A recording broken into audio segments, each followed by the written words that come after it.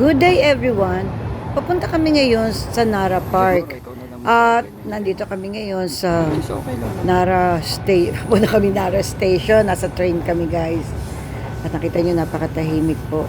Kasi bawal mag-ingay sa train. Bawal mag-usap ng malakas. At bawal makipag-usap sa cellphone. Ganon sila kadisiplinado. Kaya kami bumubulong lang guys. Kasi baka magalit sila sa amin. Finally, nandito na kami sa Nara Station. Yan, nakita nyo, Nara Park. Meron siyang sign. At syempre, picture-picture muna. At least may souvenir, di ba? Importante yon. Ang linis po ng paligid nitong station. Actually, sa Japan, malinis talaga eh. At wala masyadong trash can po talaga dito. Ikaw magbibit-bit ng kalat mo. Alright, we're here. We're going to Nara Park. Ayan o. Hindi pinapa. Pero tayo dumiretso dun eh. Kasi pagkapunta mo doon may temple na, may mga deer pa rin doon. Alam nyo guys, ang aga namin umalis sa hotel. Siguro mga 6 o'clock a.m. para po maaga kami makarating dito sa Nara Park. Para hindi mainit at hindi kami sasabay sa dami ng tao pagtanghali na. Pero guys, 8 a.m. pa lang, super init na po. Grabe. Lalo na kung tanghali ka po siguro darating dito, mas mainit pa. Di namin alam kung sino to, pero I think importante siya sa Nara. Halika na.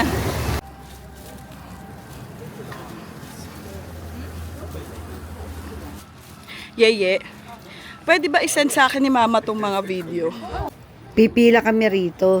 Kasi ito daw yung masarap na mochi na pinipilahan.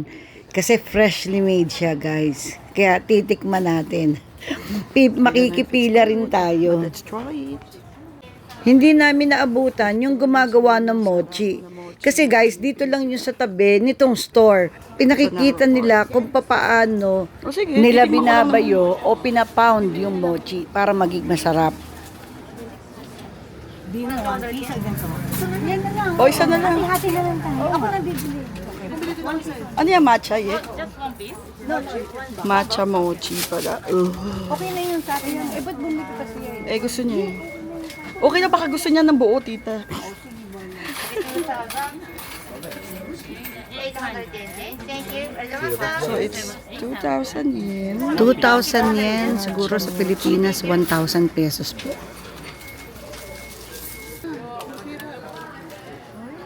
Eto, nakabili na kami. At titikman natin guys kung masarap talaga siya. Kasi freshly made eh. So siguro masarap no. Matcha pala yan eh. No, mochi. Matcha. Tatawa, mabubulong ako.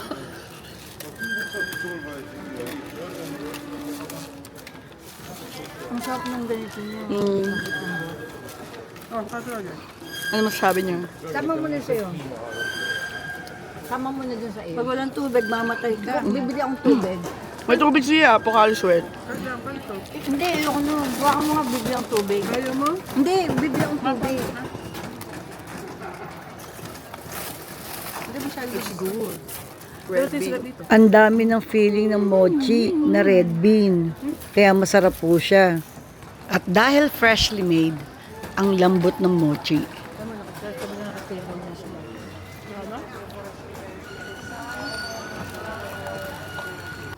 Nako, ang taas naman ng hagdan.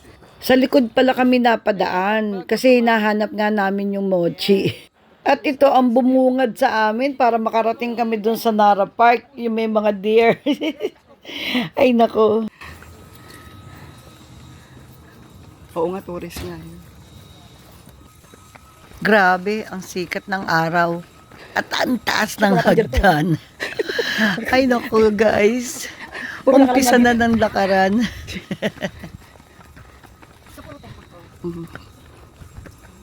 Ang init ha. Naku guys, magma-migraine nito si Jean. Ito problema niya pag sobrang init.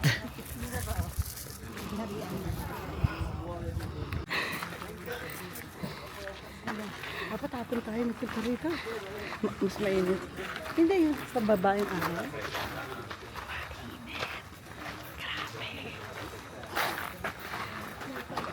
Oo, mga 90 something. Mas mainit sa hapon. Pero painit na kasi talaga. Ito yung temple. Ano, hindi tayo ganun kayo, ano? No, sige. Saan tayo? With the park?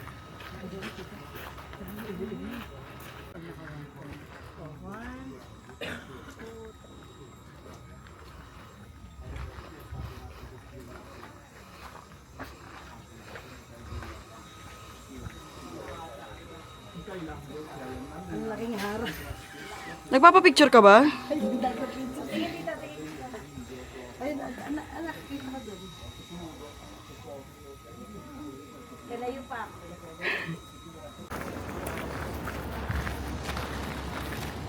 Tayo kung may cracker lang tayo.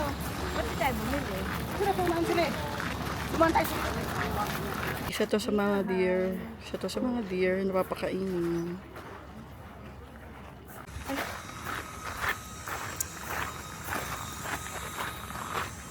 Makabuli ko natin tayo.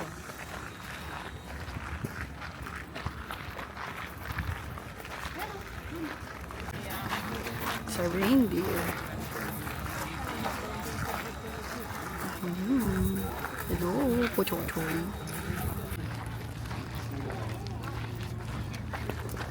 Uy! Hala, ano yun ako ng deer? Bumili kami ng crackers, magpapakain po kasi kami ng deer. Yun ang kinakain Ye, nila. dapat di mo muna nilabas. Ye, Bigyan mo na, bigyan mo na. Ye. Tago, dapat di mo daw muna nilalabas yan, naamoy nila. Hala! Bigyan mo na, bigyan mo. Hoy! Nasakit na usok ako. Oh my God, now there's a party. There's a party. Nagpanik. Eh di wala na cracker. Wala na cracker? Ay, matago mo. Tago mo na, amoy nila yun. Nasakit na yan. Tara mo, tinusok ako. Eh sobrang nakaganon pa yung ano ni Yeye. Ako nakaganon ako dito. No, Ang sakit na yun, tinusok huwag kayo dumikit doon sa may mga sungay. Wait lang po, chochong. Namin niya kay mami. Wala akong pagkain. Mama, dapat nagbabaw ka muna. Bow. Bow. Ayun, nagbaw. Bow. Bow. Okay. Ayun na. Hindi naman masusugutin ka. Bow. Eh di niya, yay, ayun na isa. Huwag kang manakbutang eh. Ay, tinatakbo. Eh, kasi bigyan mo na. Ay, babato rin din ako. Akin na. Ano, isa lang. Here. Bow. Bow. Ayun, isa pa ma, magbaw ka. Magbaw ka. Ayun. Bow. Okay. Ayun, nagbaw. Nagbaw din. Bow. Bow. Ayun, nagbaw. Bow. Bow. Ayun na. Yun naman, masusugutin ka na to. Ang sakit mo. Yan. Walang pakialam sa'yo, Joyan. Man, nakaharang ka kay Jen.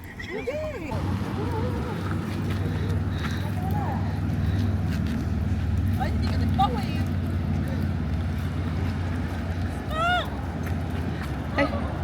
Ayan, matusok ka. Ay, huwag kang takbo. Yes! Yan! Ay! Huwag kang tumakbo. Tinapos. Yun na nga. Ano, tinapon mo ka, di ba? Wala na.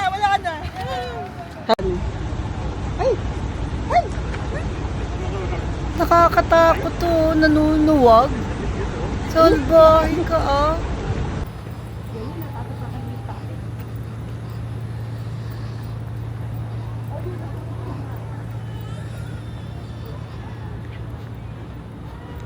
Uy, ang taba. Ay, tinanggal yung tungay niya. Oh.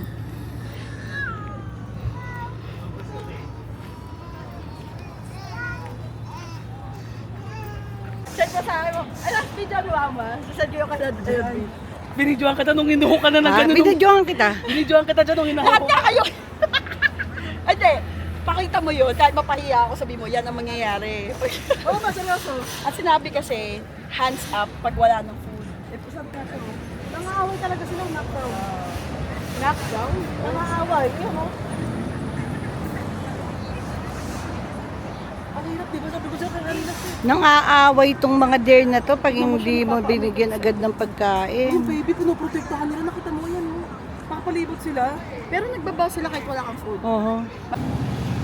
Ayan, mga pagod. At dahil tinuhog kami at sinugod kami ng mga deer nung merong mga pagkain silang naamoy. Grabe yun nandun. Kala ko talaga, naka-sleeveless pa naman ako. Kala ko masusugatan talaga ako. Sana tinas mo kasi yung braso mo eh. Nakilikili mo. Takbuhan. Ayun na. Yung pagkain yun nasa akin eh. Kaya naabol ako eh. Lakas ang pangamoy nila, no? Kaya ang daming deer. Doon tayo sa train station. Balik tayo doon sa train station. Oo nga, ako muna. Nakakatawa naman tong deer na to. Talagang sa pedestrian lane talaga siya tumatawid. Masuno rin. Time check tayo. At 10:30 in the morning at pabalik na po kami sa hotel namin.